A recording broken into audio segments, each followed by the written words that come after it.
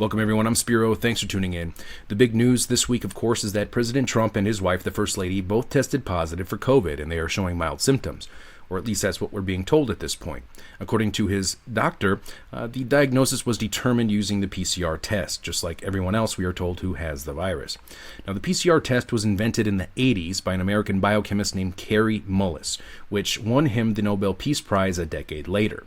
So how could a test developed almost 40 years ago be used to diagnose what we are told is a brand new disease which the world just became aware of last year? Well, from what I understand, it can't. But I'm not a doctor or a scientist, and I'm certainly not an expert or a biochemist like Kary Mullis. And we have seen a lot of false positives with the coronavirus testing. Many of these false positives are believed to be triggered by dead virus cells. We have seen examples of goats and fruit testing positive, which raises more questions than it answers. We have even seen a woman injured by a test after a nasal swab punctured her brain lining, causing brain fluid to leak from her nose. All of this due to a virus with a 99+% survival rate for most who get it. Why is understanding this test so important? Because it is the driving factor of the fear campaign that is being driven by the media, the corrupt media, and then used by the government as a justification to impose restrictions on our lives. Now, on a positive note, it has been determined in Michigan by the state Supreme Court that the governor's restrictions were unconstitutional, and the same outcome was determined in Pennsylvania by a federal judge.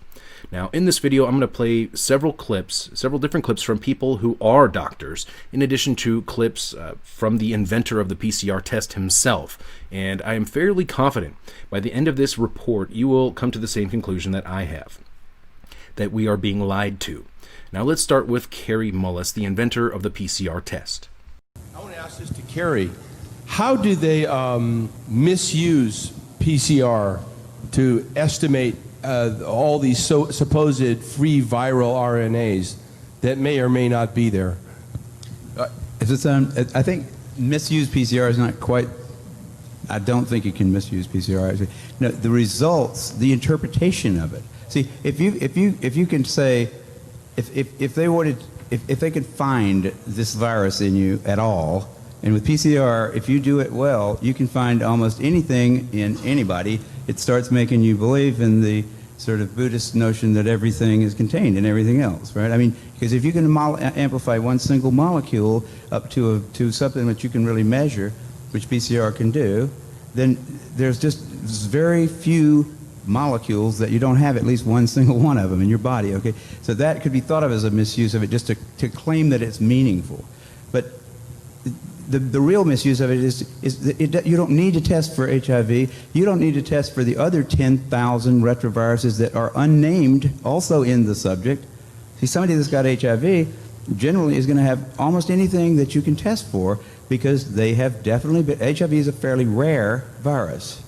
There's only 1 million of us out of 250, 300 million people in America that have that virus.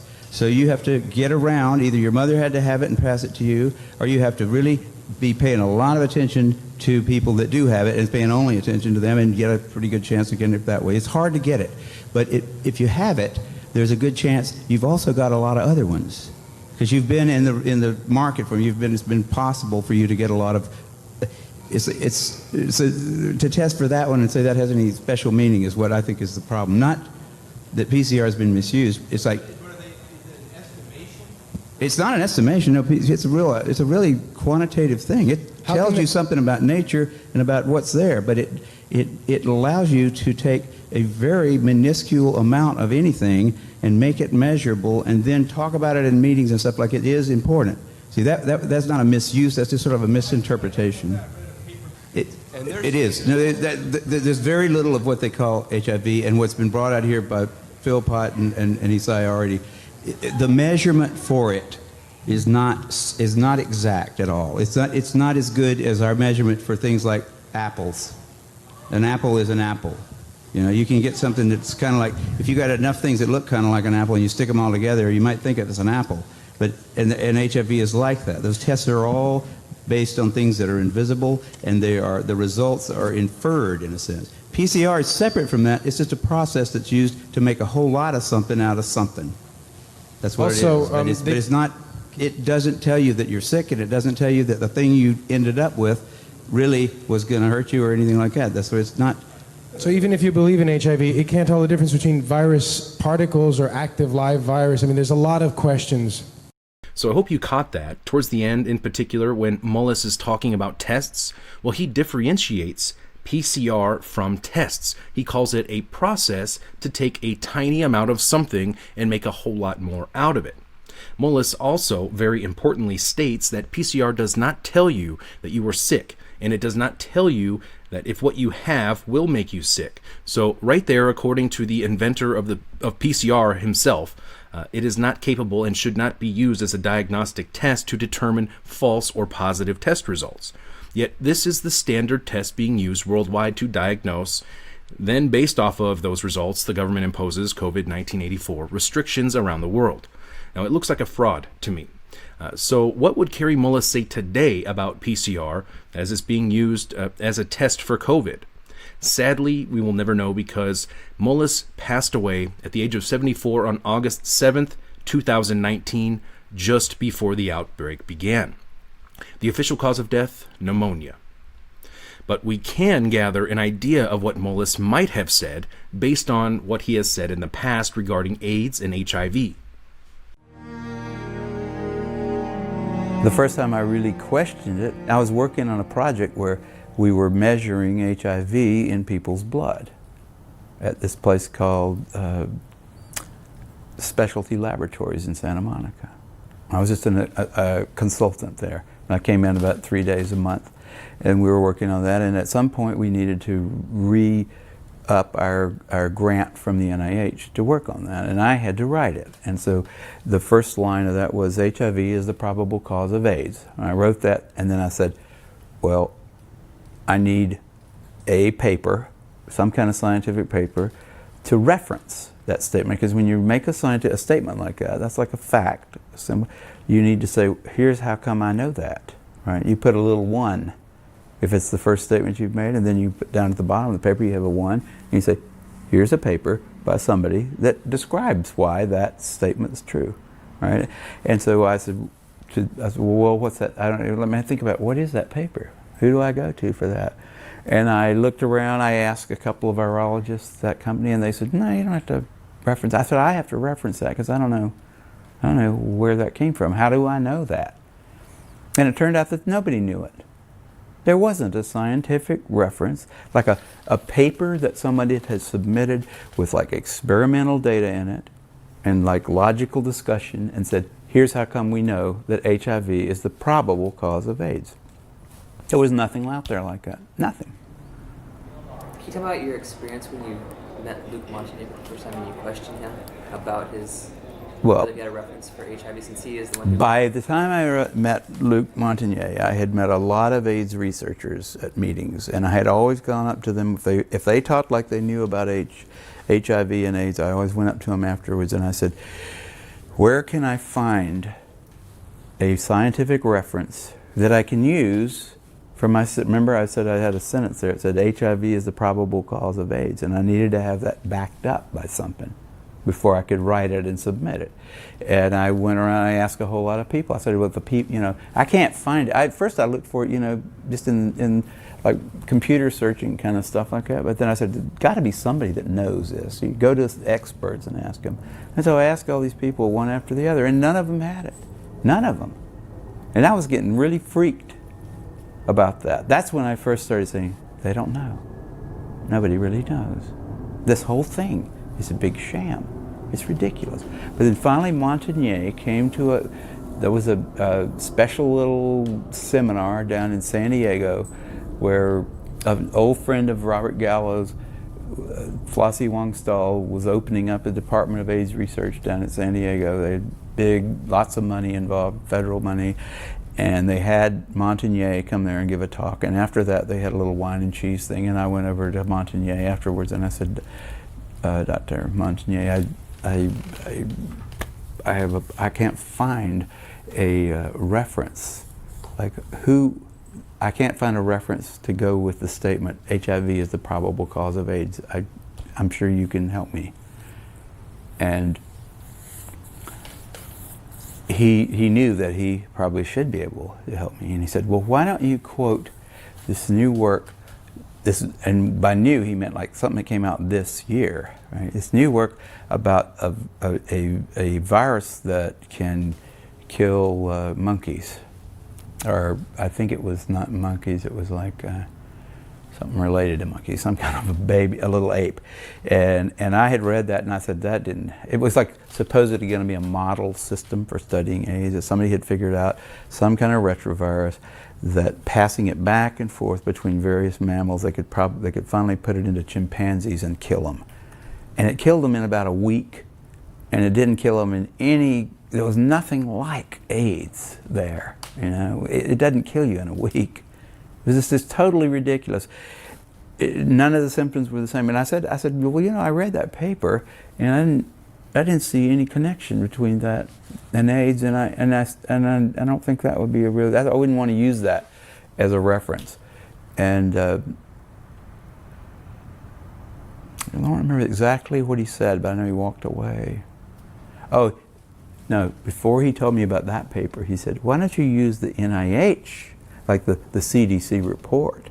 And I said, well, I looked at that, and that was not a scientific paper. And then he said, what about this other thing, this like paper that had just come out about a month before, and a lot of fanfare associated with that paper, but it was total crap. It was like, yeah, if you get $2 million, you can figure out how to kill a primate with a retrovirus. So what? Doesn't have anything to do with AIDS. It didn't look like AIDS, it didn't smell like AIDS, it wasn't AIDS. It was just like, got a retrovirus that can kill a chimpanzee, so what? So I didn't get any more out of him. He walked away after that. And the people standing around, by the way, who were his colleagues there, looked at him like they were thinking he should come up with a better answer than that. But he couldn't, and he just turned around and walked away. I really thought he'd have an answer. I really did. I mean, that was my last, I was right at the edge of my faith in the system, but I thought Montagnier will know why he thinks HIV causes it, and he'll tell me. He'll say, because of this study, but he didn't have that. None of those guys have that, and that's why they're so weird, That's why they don't want dissent. They don't want people like me walking up and asking them those kind of questions, and they're willing to go to great lengths to prevent that. They're out on a limb. I wouldn't want to be there with them. Almost chilling words at the end there from Mullis. They don't want people like him, a Nobel Peace Prize winner, around asking questions, and that they are willing to go to great lengths to prevent that. Mullis was indeed a thorn in the side of the establishment during the time of the HIV/AIDS debate. He was very outspoken towards people like Dr. Fauci. Here is a quote from Mullis on Fauci from a lengthy but fantastic article called, "Was the COVID-19 test meant to detect the virus?" Quote, "What ABC needs to do is talk to Fauci and Gallo and show they're assholes, which I could do in 10 minutes, end quote. Now, personally, without knowing Mullis, I have to admit that I like him, and I have little doubt in my mind, from my own point of view, that if he were alive today, the powers that be would not be able to use PCR to perpetuate this manufactured crisis in the way that they are right now today. He was a thorn in their side then, and I'm sure he would have been an even bigger thorn in their side now. Now, this raises suspicions with me regarding the timing of his death just weeks before the outbreak.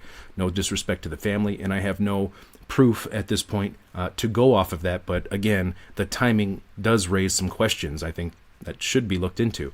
Now, I'm going to play some more clips here.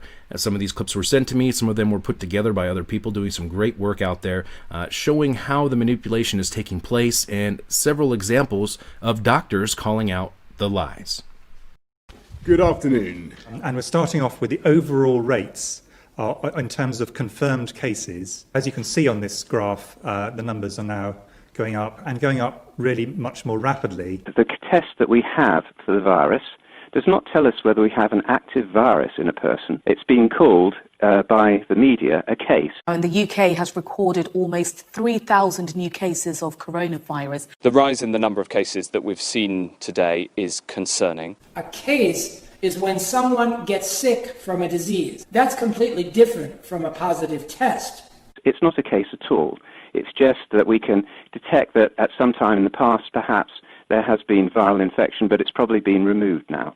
Even if there is some asymptomatic transmission, in all the history of respiratory-borne viruses of any type, asymptomatic transmission has never been the driver of outbreaks. You must not meet socially in groups of more than 6, and if you do, you will be breaking the law.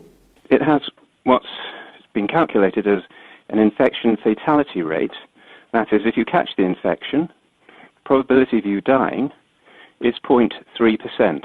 So that means that 99.7% of people survive. 80% of people who catch this virus will be completely asymptomatic. Those people who do catch the virus, many of them, the effect will be like a bad flu. Those people who are actually hospitalized, then we do have very good treatments for these.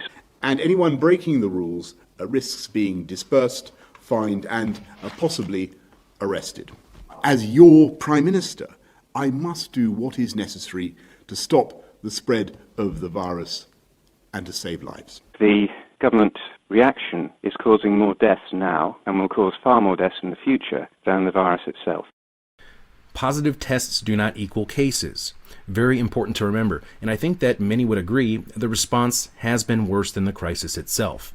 Now here is Dr. Thomas Cowan breaking down the PCR test and how it can be used to manipulate the crisis. The test is called a RT-PCR test.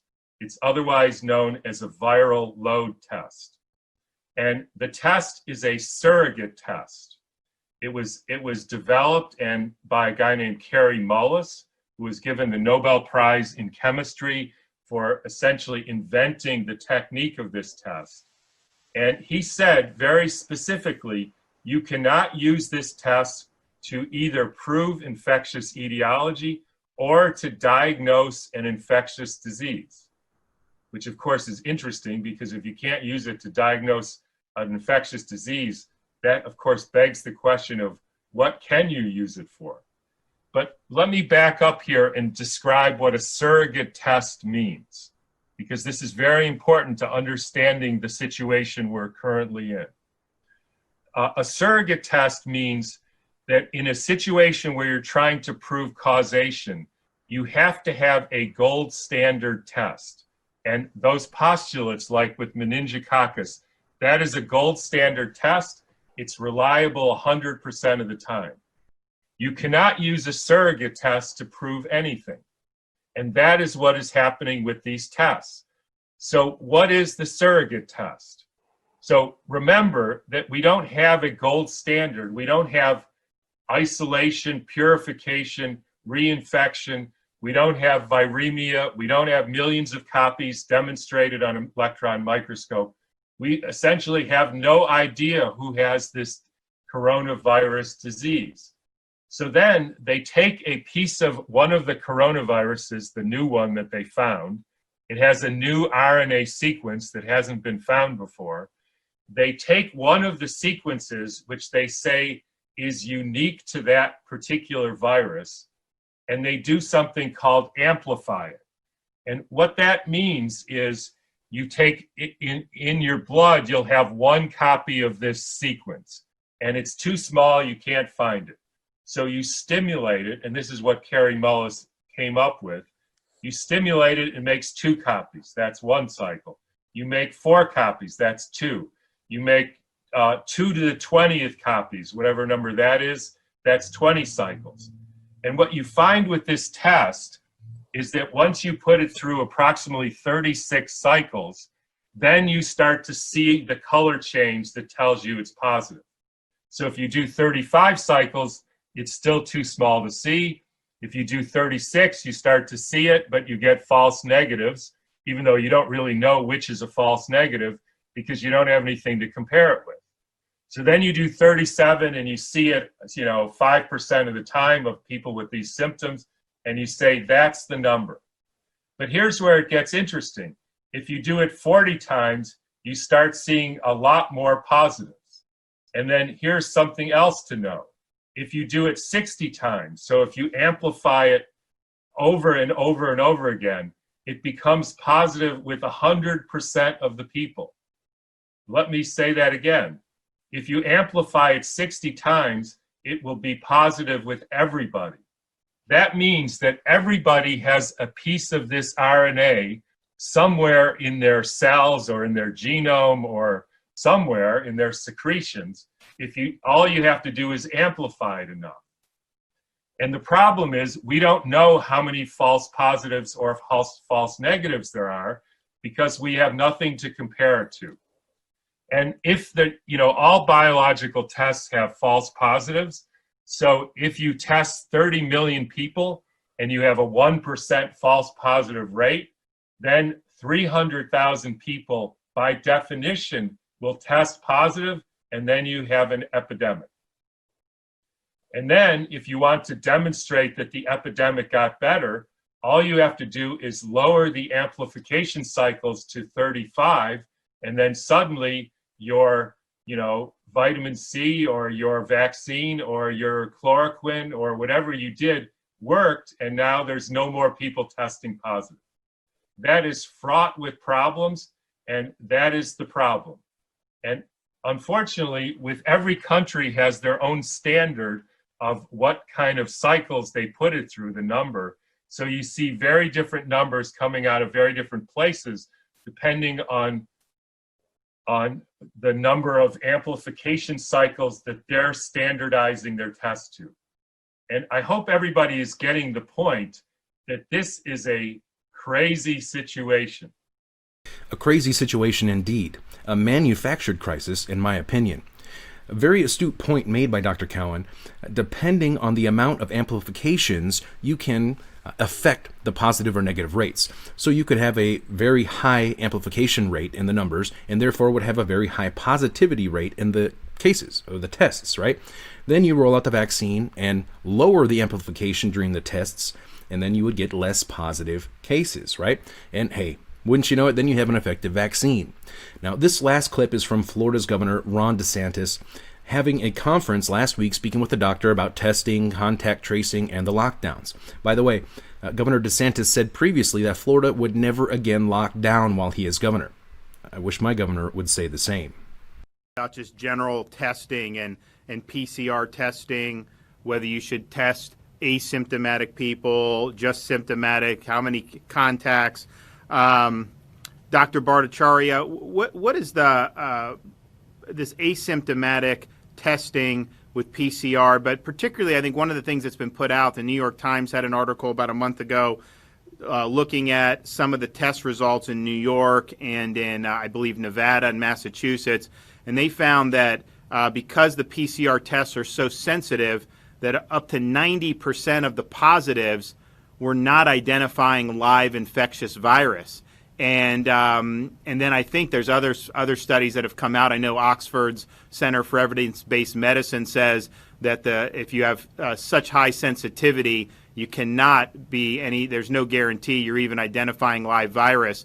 And I think that, I guess, one, just what does that mean for some of the testing and the case numbers that we see? But then two, it seems to me that if you're test positive with no symptoms with a very sensitive PCR test, and they can't even tell you if you're infectious, we're quarantining across the country probably hundreds of thousands or millions of people who aren't even contagious. And I think that obviously has a huge cost to society. Doesn't seem to be getting a lot of discussion, though. The key thing about the PCR technology that I think is important for this discussion is that essentially you were doubling the genetic material if it's present, of the virus if it's present, right?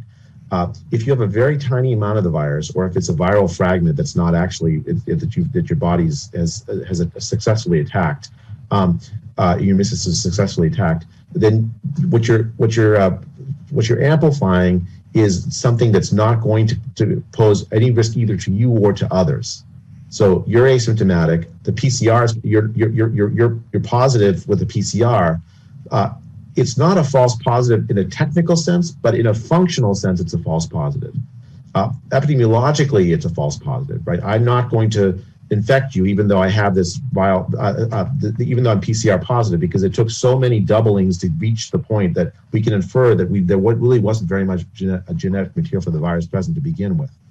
I think that you're absolutely right to point out the cost of that when you attach it to a policy of contact tracing and isolation and quarantine. We effectively are quarantining people on the basis of PCR tests, a functional false positive PCR tests, where it will have no effect on disease spread because they're not infectious. And at the same time will impose enormous costs on them. Actually, there's another follow-on cost to that, is that it makes people less willing to cooperate with contact tracers because they know the costs. If I am contact traced and I'm asked to say who I've interacted with, I know if I say I interact with with my friends, they're going to be facing the same thing. They might get quarantined, and if it's likely it's possible that it's a false positive, a functional false positive, then I'm imposing cost on them for nothing. I think in LA County, I saw an LA Times story that 60% of people who are contacted, who put in touch with contact tracers, they won't cooperate with them. And you can see why. The cost of essentially ratting your friends out is enormous. The cost has been enormous, and it's been affecting billions of people around the world. There are so many more clips of other doctors and experts that I could have included, but I think you get the point. Personally, I believe, as I have documented in numerous previous reports, that this is part of a much larger agenda. And this is a manufactured crisis, but it's the mechanism, it's the vehicle to transition from this current system of control into the new and improved digitalized system of control. The window of opportunity to change course diminishes more and more each passing day. I truly believe this is the most important time of our lives and a deciding point in history that will determine humanity's future. I hope you found this report useful. For ActivistPost.com, I'm Spiro. Thanks for watching.